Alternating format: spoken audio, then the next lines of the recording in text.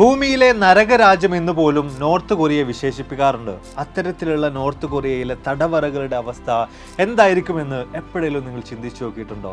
യഥാർത്ഥ നരകയാതനകൾ തന്നെയാണ് അവിടങ്ങളിൽ താമസിച്ചുകൊണ്ടിരിക്കുന്ന തടവുപുള്ളികൾ നേരിട്ടുകൊണ്ടിരിക്കുന്നത്. നോർത്ത് കൊറിയൻ തടവറകളിലെ അതിക്രൂരതകൾ നിറഞ്ഞ വിശേഷങ്ങളിലേക്കാണ് ഞാൻ നിങ്ങളെ സ്വാഗതം ചെയ്യുന്നത്. വെൽക്കം ബാക്ക് ടു A4 അഫ്ലു ഹിയർ.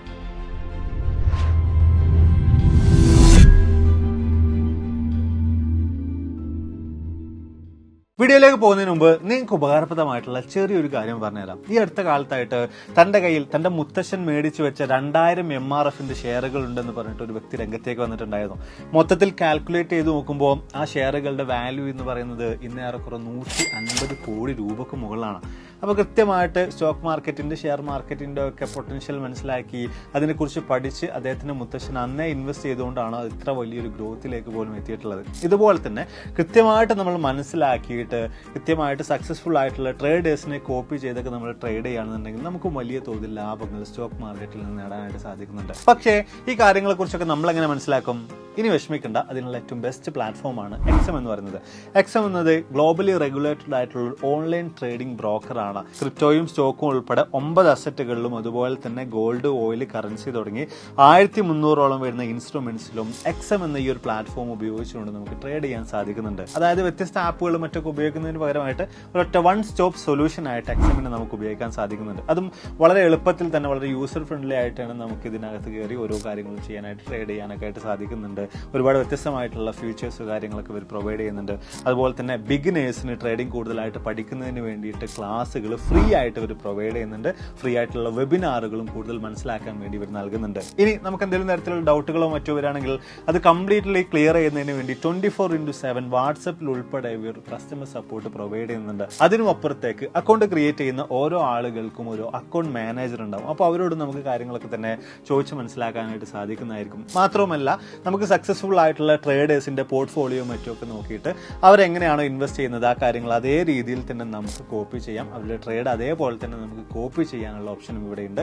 അതാകുമ്പോൾ കുറച്ചുകൂടെ റിസ്ക് ഒക്കെ നമുക്ക് കുറഞ്ഞിട്ടും അതിൽ തന്നെ നമ്മൾ എത്ര ഇൻവെസ്റ്റ് ചെയ്യണം, എപ്പോൾ വിഡ്രോ ചെയ്യണം, അങ്ങനെ തുടങ്ങിയിട്ടുള്ള കാര്യങ്ങളൊക്കെ പൂർണ്ണമായിട്ടും നമുക്ക് കൺട്രോൾ ചെയ്യാൻ സാധിക്കുന്നതാണ്. ഇനി ഇതൊന്നും പോരാനായിട്ട് ഇപ്പോൾ തന്നെ ജോയിൻ ചെയ്യുന്ന ആളുകൾക്ക് $500 വില വരുന്ന, അതായത് ഏറെക്കുറെ 40,000 രൂപ വില വരുന്ന വെൽക്കം ബോണസ് ആണ് ഇവർ ഒരുക്കി വെച്ചിരിക്കുന്നത്. അപ്പോൾ ലിങ്ക് കാര്യങ്ങളൊക്കെ താഴെ കൊടുത്തിട്ടുണ്ട്. സ്റ്റോക്ക് മാർക്കറ്റ് ആണ്, മാർക്കറ്റ് റിസ്ക് ഇൻവോൾവ്ഡ് ആണ്. കൃത്യമായി കാര്യങ്ങളൊക്കെ പഠിച്ച് മനസ്സിലാക്കി ഇൻവെസ്റ്റിംഗിലേക്ക് കടക്കുക. അപ്പോൾ ലിങ്ക് താഴെ. നമുക്ക് നേരെ വീഡിയോയിലേക്ക് പോകാം. ഹിറ്റ്ലറുടെ കോൺസെൻട്രേഷൻ ക്യാമ്പുകളെ കുറിച്ച് തീർച്ചയായിട്ടും നിങ്ങൾ ഏവരും കേട്ടിട്ടുണ്ടാകും. അതിക്രൂരമായ നിലയിൽ തന്നെയാണ് അവിടങ്ങളിൽ താമസിച്ചിരുന്ന ആളുകളോട് ഹിറ്റ്ലറുടെ സൈന്യം ഈ കോൺസെൻട്രേഷൻ ക്യാമ്പുകളിലെ ഗാർഡുകളൊക്കെ തന്നെയും ഒരുപോലെ പെരുമാറിയിട്ടുണ്ടായിരുന്നത്. ഈ ആളുകൾക്കൊന്നും നല്ല ഭക്ഷണമോ വസ്ത്രമോ പാർപ്പിടമോ ഒന്നും തന്നെ ഉണ്ടായിരുന്നില്ല. അതിനപ്പുറത്തേക്ക് മണിക്കൂറുകളോളം അടിമകളെപ്പോലെ ഇവരെ ഉപയോഗിച്ചുകൊണ്ട് പലതരത്തിലുള്ള ജോലികൾ ചെയ്യിപ്പിക്കുമായിരുന്നു. അതിക്രൂരമായ നിലയ്ക്കുള്ള പലതരത്തിലുള്ള പരീക്ഷണങ്ങളും ഇവരുടെ ഒക്കെ തന്നെ ശരീരത്തിൽ ചെയ്യുകയൊക്കെ ചെയ്യായിരുന്നു. എന്തൊക്കെ തന്നെയായാലും ഹിറ്റ്ലറുടെ കാലശേഷം അതിനെല്ലാം ഒരു അന്ത്യം കുറിക്കുകയുണ്ടായി. കോൺസെൻട്രേഷൻ ക്യാമ്പുകളൊക്കെ എന്നേക്കുമായി ലോകത്ത് നിന്ന് ഇല്ലായ്മ ചെയ്യപ്പെടുകയുണ്ടായി.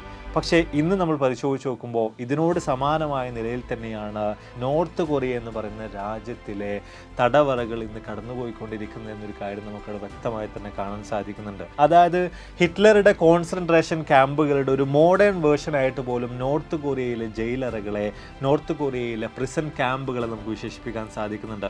പലപ്പോഴായിട്ട് നമ്മൾ നോർത്ത് കൊറിയ എന്ന് പറയുന്ന രാജ്യത്തെക്കുറിച്ച് വ്യത്യസ്ത വീഡിയോകൾ ചെയ്തിട്ടുണ്ട്. വളരെയധികം മോശം അവസ്ഥയിലൂടെ തന്നെയാണ് അവിടെയുള്ള ആളുകളൊക്കെ തന്നെയും കടന്നുപോയിക്കൊണ്ടിരിക്കുന്നത്. അപ്പം അതിനേക്കാളൊക്കെ വളരെ വേസ്റ്റ് ആയിട്ടുള്ളൊരു സിറ്റുവേഷൻ തന്നെയായിരിക്കും ഈ ജയിലറകളിലുള്ളത് എന്ന കാര്യം നമുക്ക് തീർച്ചയാണല്ലോ. പ്രധാനമായിട്ടും 2 തരം ക്രൈമുകൾ ചെയ്യുന്ന ആളുകളാണ് നോർത്ത് കൊറിയയിലെ ഈ പ്രിസൺ ക്യാമ്പുകളിലേക്ക് എത്തിച്ചേരുന്നത്. ആ കൂട്ടത്തിൽ ഒന്നാമതായിട്ട് വരുന്നത് ഗവൺമെന്റിനെതിരായിട്ട് പറയുന്നവർ, ഗവൺമെന്റിനെതിരായിട്ട് പ്രവർത്തിക്കുന്നവർ, സ്വേച്ഛാധിപതിയായിട്ടുള്ള കിം ജോങ് ഉന്നിനെതിരായിട്ട് രംഗത്തേക്ക് വരുന്നവർ, അതുപോലെ തന്നെ രാജ്യത്തിനെതിരായിട്ട് രാജ്യദ്രോഹപരമായിട്ടുള്ള കാര്യങ്ങൾ ചെയ്യുന്നവരൊക്കെയാണ് ഈ ഒന്നാമത്തെ വിഭാഗമായിട്ട് വരുന്നത്. രണ്ടാമത്തെ വിഭാഗത്തിൽ ഉൾപ്പെടുന്നത് സാധാരണ നിലക്കുള്ള ക്രൈമുകൾ, അതായത് കൊലപാതകം, റേപ്പ് അങ്ങനെ തുടങ്ങിയിട്ടുള്ള ക്രൈമുകളൊക്കെ ചെയ്യുന്ന ആളുകളാണ്. എന്തൊക്കെ തന്നെയായാലും ഈ 2 കൂട്ടരും അല്ലെങ്കിൽ ഇത്തരത്തിലുള്ള കുറ്റങ്ങൾ ചെയ്തിട്ടുള്ള ആളുകൾ ഈ ജയിലുകളിലേക്ക് എത്തുന്ന അവസരത്തിൽ ഒരിക്കലും അവർ തനിച്ചല്ല ഈ പ്രിസൺ ക്യാമ്പുകളിലേക്ക്, ജയിലുകളിലേക്ക് എത്തിച്ചേരുന്നത്. കുറ്റകൃത്യം ചെയ്തിട്ടുള്ള വ്യക്തിയും അയാളുടെ അച്ഛനും അയാളുടെ മുത്തച്ഛനും ഉൾപ്പെടെ ഒരു എൻ്റയർ ഫാമിലി തന്നെ ഈ ഒരു പ്രിസൺ ക്യാമ്പുകളിലേക്ക് കുടുംബത്തിലെ ഒരാൾ ഇത്തരത്തിൽ എന്തെങ്കിലും തരത്തിലുള്ള ക്രൈമുകൾ ചെയ്തു കഴിഞ്ഞാൽ എത്തിച്ചേരുന്നതായിരിക്കും. എന്തുകൊണ്ടാണ് ഇങ്ങനെ 3 തലമുറയെ ഒന്നടങ്കം ഇവർ ശിക്ഷിക്കുന്നതെന്ന കാര്യത്തെക്കുറിച്ച് നമ്മൾ നോക്കുകയാണെങ്കിൽ, നോർത്ത് കൊറിയയുടെ മുൻ പ്രസിഡന്റായിരുന്ന കിം ഇൽ സങ് വിശ്വസിച്ചിരുന്നത് ഒരു വ്യക്തി എന്തെങ്കിലും തരത്തിലുള്ള പാപം ചെയ്തു കഴിഞ്ഞാൽ അത്തരത്തിലുള്ള പാപങ്ങൾ പൂർണ്ണമായിട്ടും ഇല്ലാതാക്കണമെന്നുണ്ടെങ്കിൽ ആ കുടുംബത്തിലെ 3 തലമുറയിൽപ്പെടുന്ന ആളുകൾ ശിക്ഷിക്കപ്പെടണമെന്നൊരു കാര്യമായിരുന്നു. അതിനാലൊക്കെ തന്നെയാണ് ഒരു വ്യക്തിയും അയാളുടെ അച്ഛനും മുത്തശ്ശനും ഉൾപ്പെടെയുള്ള അവർ എൻ്റയർ കുടുംബത്തെ തന്നെ നോർത്ത് കൊറിയ ഇന്ന് ശിക്ഷകൾക്ക് വിധേയമാക്കിക്കൊണ്ടിരിക്കുന്നത്. ഇനി ഈ കോൺസെൻട്രേഷൻ ക്യാമ്പുകളെ പോലെയുള്ള പ്രിസൺ ക്യാമ്പുകളുടെ കാര്യം നോക്കുമ്പോൾ ഒരു കാരണവശാലും രക്ഷപ്പെടാൻ കഴിയാത്ത വിധത്തിലായിരിക്കും അതിൻ്റെ പൂർണ്ണമായിട്ടുള്ള നിർമ്മിതി ഉള്ളത്. അത്തരത്തിലുള്ള ഒരു ലൊക്കാലിറ്റിയിൽ അത്തരത്തിലുള്ളൊരു സ്ഥലത്തായിരിക്കും ഇത്തരം പ്രിസൺ ക്യാമ്പുകളൊക്കെ തന്നെ ഇവർ നിർമ്മിച്ചു വെക്കുന്നത്. ഇതിനകത്തേക്ക് ഓരോ വ്യക്തികളും കയറി ചെല്ലുന്നതോട് കൂടിയിട്ട് അവരുടെ ജീവിതം പിന്നീട് അങ്ങോട്ട് നരകതുല്യമായിട്ട് മാറുകയാണ്. ഒരുപാട് തരത്തിലുള്ള പ്രശ്നങ്ങളിലൂടെ അവരൊക്കെ തന്നെയും കടന്നു പോകാൻ നിർബന്ധിതരാവുകയാണ്. ഈ പ്രിസൺ ക്യാമ്പുകളുടെ വൃത്തിയെയും ഭക്ഷണത്തെക്കുറിച്ചുമൊക്കെ നമ്മൾ പരിശോധിച്ച് നോക്കുകയാണെങ്കിൽ പലപ്പോഴും ശുചീകരണ പ്രവൃത്തികൾക്ക് പോലും മതിയാകുന്ന നിലയ്ക്ക് വെള്ളം ലഭിക്കാത്തൊരവസ്ഥയിലൂടെയാണ് ആളുകൾ അവിടെ കടന്നു പോകുന്നത്. അതിനാലൊക്കെ തന്നെ ശുചിയാക്കുന്നതിന് വേണ്ടി സ്വന്തം യൂറിൻ പോലും ഉപയോഗിക്കേണ്ട ഗതികേടിലേക്ക് പോലും ഇവിടങ്ങളിൽ താമസിക്കുന്ന തടവ് പുള്ളികൾ എത്തിച്ചേരുന്നുണ്ട്. ഇനി ഭക്ഷണത്തിൻ്റെ കാര്യത്തിലേക്ക് നോക്കുമ്പോൾ വളരെയധികം ചുരുങ്ങിയ അളവിലുള്ള വളരെ ചെറിയ അളവിലുള്ള ഭക്ഷണങ്ങൾ മാത്രമായിരിക്കും ഈ തടവ് പുള്ളികൾക്കൊക്കെ തന്നെയും അവിടെ നൽകി വരുന്നത്. ഈ പ്രിസൺ ക്യാമ്പ് നമ്മൾ കാണുന്ന അവസരത്തിൽ വലിയൊരു വില്ലേജ് പോലെ ആയിരിക്കും നമുക്ക് കാണാൻ സാധിക്കാം. അതായത് അതിൻ്റെ ഒരു പ്രധാനമായിട്ടുള്ള കാരണം എന്ന് പറയുന്നത് ഒരു വ്യക്തിയെ മാത്രമല്ല, അയാളുടെ ഒരു എൻ്റയർ ഫാമിലിയെ തന്നെ നോർത്ത് കൊറിയയിൽ ഇത്തരത്തിൽ ശിക്ഷിക്കപ്പെടുന്നുണ്ട്. ഈ ആളുകളെല്ലാം തന്നെ ഉൾക്കൊള്ളി നിൽക്കുന്നതിന് വേണ്ടിയിട്ട് വലിയ ജയിലുകൾ തന്നെ, വലിയ പ്രിസൺ ക്യാമ്പ് തന്നെ നിർമ്മിക്കേണ്ടി വരുന്നുണ്ട് എന്നൊക്കെ പറഞ്ഞ കാര്യം കൊണ്ട് തന്നെയാണ്. അതിൽ തന്നെയുള്ള ചില പ്രിസൺ ക്യാമ്പുകളുടെ വലുപ്പം എടുത്ത് പരിശോധിച്ച് നോക്കുമ്പോൾ അതിന് ഏറെക്കുറെ ലോസ് ആഞ്ചലസ് നഗരത്തിൻ്റെ അത്ര വലുപ്പം പോലും വരുന്നുണ്ട്. മാത്രമല്ല ഈ തടവ് പുള്ളികളെയൊക്കെ തന്നെ നിയന്ത്രിക്കുന്നതിന് വേണ്ടി ഈ ജയിലുകളിലുള്ള ഈ പ്രിസൺ ക്യാമ്പുകളിലുള്ള ഗാർഡുകളും താമസിച്ചുകൊണ്ടിരിക്കുന്നത്, അവരുടെ ഫാമിലി ഉൾപ്പെടെ താമസിച്ചുകൊണ്ടിരിക്കുന്നത് ഈ പ്രിസൺ ക്യാമ്പുകൾക്ക് ചുറ്റുഭാഗത്തായിട്ടായിരിക്കും. അതിനാലൊക്കെ തന്നെ മുകളിൽ നിന്നുള്ള നമ്മൾ ഏരിയൽ ഫൂട്ടേജും മറ്റൊക്കെ എടുത്ത് പരിശോധിച്ച് നോക്കുമ്പോൾ പ്രിസൺ ക്യാമ്പുകൾ വലിയൊരു ഗ്രാമം പോലെ ആയിട്ട് തന്നെയാണ് നമുക്കവിടെ കാണാൻ സാധിക്കുന്നത്. മാത്രമല്ല ഇതിനകത്തേക്ക് കയറിയിട്ടുള്ള ഈ തടവ് പുള്ളികൾ എല്ലാവരും തന്നെ വളരെ ചുരുങ്ങിയ ഭക്ഷണം കഴിച്ചുകൊണ്ട് ഏറെക്കുറെ 16-18 മണിക്കൂറുകൾ വരെ നിർത്താതെ ജോലി ചെയ്തോളണം എന്നുള്ളതാണ് ഈ പ്രിസൺ ക്യാമ്പിലെ റൂള്. ചിലപ്പോൾ അത് 16-18-20 മണിക്കൂറുകൾ വരെ നീണ്ടു പോവുകയും ചെയ്യാം. അതിനാലൊക്കെ തന്നെ ഏതാനും ചുരുങ്ങിയ മണിക്കൂറുകൾ മാത്രമേ ഈ ആളുകൾക്കൊക്കെ തന്നെ ഉറങ്ങാനായിട്ട് സമയം ലഭിക്കുന്നുള്ളൂ. ഇനി ഉറങ്ങുന്ന സ്ഥലത്തെക്കുറിച്ച് നോക്കുകയാണെങ്കിൽ അവിടെയും വ്യത്യസ്ത തരത്തിലുള്ള പ്രശ്നങ്ങളുണ്ട്. ഒരു ചെറിയ മുറിയിൽ 50ഓളം ആളുകൾ ഒരുമിച്ച് വേണം കിടന്നുറങ്ങാനായിട്ട്. അതിനാലൊക്കെ തന്നെ ആളുകൾ കൈകാലുകളൊക്കെ മടക്കി ചുരുട്ടി വെച്ചിട്ട് കഷ്ടപ്പെട്ടുകൊണ്ട് വേണം ഈ മുറിക്കകത്ത് കിടന്നുറങ്ങാനായിട്ട്. കൃത്യമായിട്ട് നല്ലൊരു ഉറക്കം കിട്ടുന്നതിൽ നിന്നൊക്കെ തന്നെയും ഈ ആളുകൾ ഈ കാര്യങ്ങളൊക്കെ തന്നെ പുറകോട്ട് വലിക്കുന്നുണ്ട്.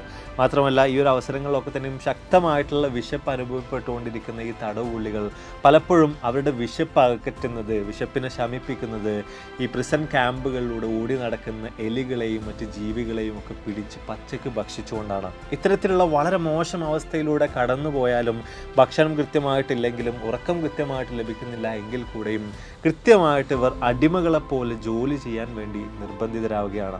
ആ കൂട്ടത്തിൽ വ്യത്യസ്ത തരത്തിലുള്ള ജോലികളുണ്ട്. അതിൽ ഒന്നാമതായിട്ട് നമ്മൾ നോക്കുകയാണെങ്കിൽ വ്യത്യസ്ത കാർഷിക ഉൽപ്പന്നങ്ങളൊക്കെ തന്നെയും ഈ പ്രിസൺ ക്യാമ്പുകളിൽ നിന്ന് നിർമ്മിച്ച് വിളവെടുത്തുകൊണ്ട് പുറം നാടുകളിലേക്ക് അയക്കുന്നുണ്ട്. നോർത്ത് കൊറിയയുടെ വ്യത്യസ്ത ഭാഗങ്ങളിലേക്കായിട്ട് കയറ്റി അയക്കുന്നുണ്ട്. ആ കൂട്ടത്തിൽ വ്യത്യസ്ത പഴവർഗ്ഗങ്ങളും പച്ചക്കറികളൊക്കെ ഉണ്ട്. അപ്പോൾ ഈ ഗാർഡുകളുടെ കണ്ണ് വെട്ടിച്ച് ഇതൊക്കെ തന്നെയും ഭക്ഷിക്കാൻ വേണ്ടി വിശന്നിരിക്കുന്ന ഈ പ്രിസണേഴ്സ് ശ്രമിച്ചു കഴിഞ്ഞാൽ, അത് കയ്യോടുകൂടി പിടികൂടി കഴിഞ്ഞാൽ കടുത്ത ശിക്ഷകൾക്ക് തന്നെ അവർ വിധേയമാകുന്നതായിരിക്കും. അതിനുമപ്പുറത്തേക്ക് ചിലപ്പോഴൊക്കെ തന്നെയും ഇത്തരം മോഷണങ്ങൾ ഗാർഡുകൾ കയ്യോടുകൂടെ പിടിച്ചു കഴിഞ്ഞാൽ ആ തടവ് പുള്ളികളെ ഓൺ ദ സ്പോട്ട് ചിലപ്പോൾ അവർ വെടിവെച്ച് കൊല്ലുകയും ചെയ്യുന്നതായിരിക്കും. മാത്രമല്ല ഇതുപോലെ തന്നെ നമ്മൾ നോക്കുമ്പോൾ വ്യത്യസ്ത തരത്തിലുള്ള മറ്റു പല ജോലികളും ഈ പ്രിസൺ ക്യാമ്പുകളുടെ അകത്ത് ആളുകൾ ചെയ്തുകൊണ്ടിരിക്കുന്നുണ്ട്. വ്യത്യസ്ത ഫർണിച്ചറുകൾ നിർമ്മിക്കുന്നതും അലങ്കാര വസ്തുക്കൾ നിർമ്മിക്കുന്നതും അങ്ങനെ തുടങ്ങിയിട്ട് ഒരുപാട് തരത്തിലുള്ള ജോലികൾ ഈ ഒരു പ്രിസൺ ക്യാമ്പുകൾക്കകത്ത് ആളുകൾ ചെയ്യുന്നുണ്ട്. അതിൽ തന്നെ പരിശോധിച്ച് നോക്കുകയാണെങ്കിൽ മെയ്ഡ് ഇൻ ചൈന എന്ന ലേബൽ വെച്ചുകൊണ്ട് പോലും പല ഫേക്ക് പ്രൊഡക്റ്റുകളും ഇത്തരം ലേബർ ക്യാമ്പുകളിൽ നിർമ്മിച്ച് പുറം രാജ്യങ്ങളിലേക്ക് പോലും കയറ്റി അയക്കുന്നുണ്ട് എന്നാണ് പറയുന്നത്. ചിലപ്പോഴൊക്കെ നമ്മൾ ഉപയോഗിക്കുന്ന ചില ഐലാഷുകൾ പോലും ഇത്തരത്തിലുള്ള പ്രിസൺ ക്യാമ്പുകളിൽ തടവ് പുള്ളികൾ നിർമ്മിച്ചതാകാനുള്ള സാധ്യതകളുണ്ട് എന്നും പല റിപ്പോർട്ടുകളിൽ നിന്നും നമുക്ക് മനസ്സിലാക്കാൻ സാധിക്കുന്നുണ്ട്. എന്തൊക്കെ തന്നെയായാലും ഇത്തരത്തിൽ മണിക്കൂറുകളോളം 16, 18, 20 മണിക്കൂറുകളോളം ജോലി ചെയ്തു കഴിഞ്ഞാൽ പോലും യാതൊരു വിധത്തിലുള്ള വേതനവും യാതൊരു വിധത്തിലുള്ള സാലറിയും ഈ തടവ് പുള്ളികൾക്ക് നൽകപ്പെടുന്നില്ല. അതായത് പൂർണ്ണമായിട്ടും അടിമകളെപ്പോലെ തന്നെയാണ് ഈ തടവ് പുള്ളികൾ അവർ ട്രീറ്റ് ചെയ്തുകൊണ്ടിരിക്കുന്നത്, അവരെ കൊണ്ട് ജോലി ചെയ്യിപ്പിച്ചുകൊണ്ടിരിക്കുന്നത്.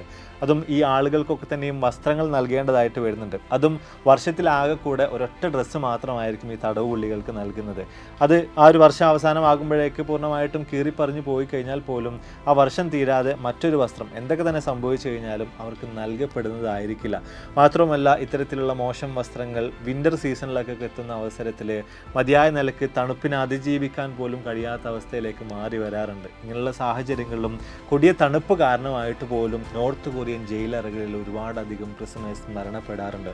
എന്നാൽ ഇവരെ കൃത്യമായിട്ട് മറവ് ചെയ്യുക അത്തരത്തിലുള്ള കാര്യങ്ങളൊന്നുമില്ല. ഇവരെ സംസ്കരിക്കുന്നതൊക്കെ എങ്ങനെയാണെന്ന് വെച്ച് കഴിഞ്ഞാൽ വലിയൊരു കുഴി എടുത്തിട്ട് എല്ലാവരെയും കൂടെ നേരെ അതിലേക്ക് തട്ടിയിട്ട് നേരെ മുന്നിട്ട് മൂടുന്ന നിലക്കാണ് ഈ മൃതദേഹങ്ങൾ സംസ്കരിക്കുന്ന നിലക്കുള്ള കാര്യങ്ങൾ പോലും അവിടെ ആളുകൾ ചെയ്തുകൊണ്ടിരിക്കുന്നത്. ഇനി ഇത്തരത്തിലുള്ള ജയിലറകളിലുള്ള സ്ത്രീകളുടെ അവസ്ഥയെക്കുറിച്ച് നോക്കുകയാണെങ്കിൽ അത് പുരുഷന്മാരെ അപേക്ഷിച്ച് നോക്കുമ്പോൾ വളരെ വളരെ ക്രൂരമായ നിലയിൽ തന്നെയാണ് കടന്നുപോയിക്കൊണ്ടിരിക്കുന്നത്. പലപ്പോഴും ഈ പ്രിസൺ ക്യാമ്പുകളിലെ ഗാർഡുകളുടെയും മറ്റുമൊക്കെ ക്രൂരമായ പീഡനങ്ങൾക്കും സെക്ഷൽ അബ്യൂസുകൾക്കും ഒക്കെ തന്നെയും ഈ സ്ത്രീകൾ വിധേയമാക്കപ്പെടാറുണ്ട്. മാത്രമല്ല എങ്ങാനും ഈ പ്രിസൺ ക്യാമ്പുകൾക്കകത്ത് വെച്ചുകൊണ്ട് ഗർഭിണികളായി കഴിഞ്ഞാൽ പോലും വളരെ ക്രൂരമായ നിലയിൽ തന്നെ ആ ഗർഭിണിയെയും കുഞ്ഞിനെയും പോലും കൊന്നുകളയുന്ന നിലയിലേക്കൊക്കെയാണ് അവിടെ കാര്യങ്ങൾ പോയിക്കൊണ്ടിരിക്കുന്നത്. അതിനുവേണ്ടി പ്രത്യേക തരത്തിലുള്ള ഒരു മരത്തിലോ മറ്റോ ഒക്കെ ഈ സ്ത്രീകളെ ഗർഭിണികളായിട്ടുള്ള സ്ത്രീകളെ കെട്ടിയിട്ട് അവരുടെ വയറ് കീറി കുട്ടിയെ പുറത്തേക്ക് എടുത്ത് വലിച്ചെറിഞ്ഞ് കൊല്ലുന്ന നിലക്കും ആ സ്ത്രീയെ രക്തം വാർന്ന് മരിക്കാൻ അനുവദിക്കുന്ന നിലയിലേക്കൊക്കെയാണ് അവിടെ കാര്യങ്ങൾ പോയിക്കൊണ്ടിരിക്കുന്നത്.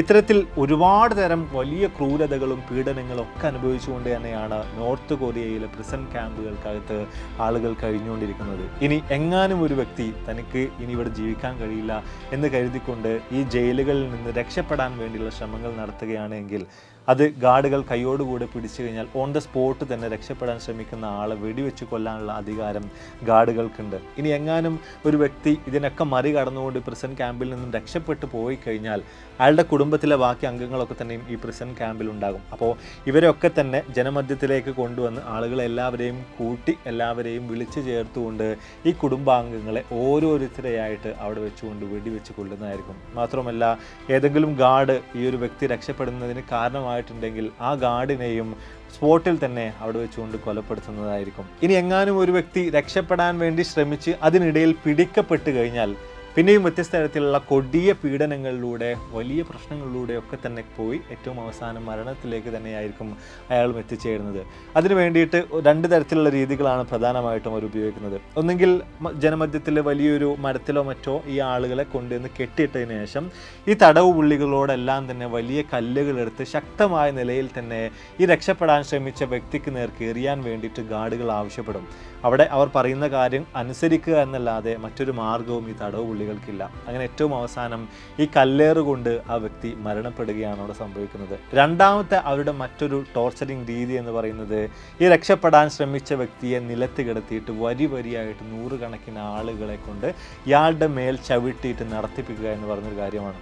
ഏറ്റവും അവസാനമൊക്കെ എത്തുമ്പോഴേക്ക് ഇയാൾ ശ്വാസം കിട്ടാതെയും മറ്റുമൊക്കെ മരണത്തിലേക്ക് വഴുതി വീഴുന്നതായിരിക്കും. അയാൾ ഏറ്റവും അവസാനം കൊല ചെയ്യപ്പെടുന്നതായിരിക്കും. അപ്പം എന്തായാലും നമ്മൾ വീഡിയോസോടെ വൈൻഡപ്പ് ചെയ്യാണ്. നോർത്ത് കൊറിയൻ ജയിലുകൾക്കകത്ത് പ്രിസൺ ക്യാമ്പുകൾക്കകത്ത് നടക്കുന്ന അതിക്രൂരമായ പ്രവൃത്തികളെക്കുറിച്ച് കൃത്യമായ നിലയിൽ തന്നെ നിങ്ങൾക്കൊരു ധാരണ ലഭിച്ചുവെന്ന് വിചാരിക്കുന്നു. നല്ല രീതിയിൽ ജീവിക്കാനോ എന്നാൽ അവിടെ നിന്ന് രക്ഷപ്പെടാനോ മരിക്കാനോ പോലും അവകാശമില്ലാത്ത നിലയിൽ അടിമകളെപ്പോലെ തന്നെയാണ് നോർത്ത് കൊറിയൻ പ്രിസൺ ക്യാമ്പുകൾക്കകത്ത് ആളുകൾ കഴിഞ്ഞുകൊണ്ടിരിക്കുന്നത്.